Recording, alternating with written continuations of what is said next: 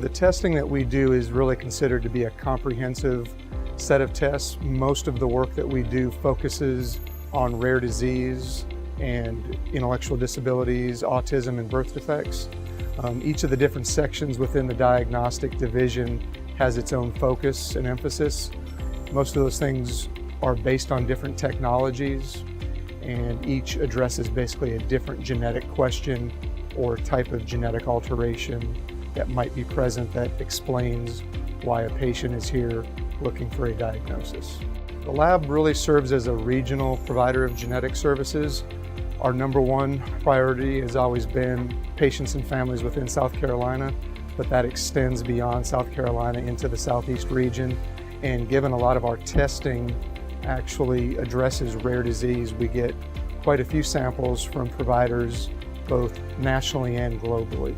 The lab space behind me is dedicated to biochemical genetics.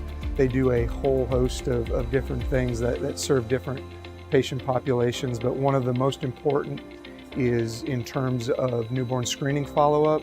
So babies that have some sort of initial screen that indicates they may have a biochemical disorder, most of the verification and follow-up testing that is needed is done in this laboratory. Giving greater care in the diagnostic laboratory, something we call GGC, which is obviously short for the Greenwood Genetic Center, but GGC, or giving greater care in the diagnostic laboratory, really means we put patients first.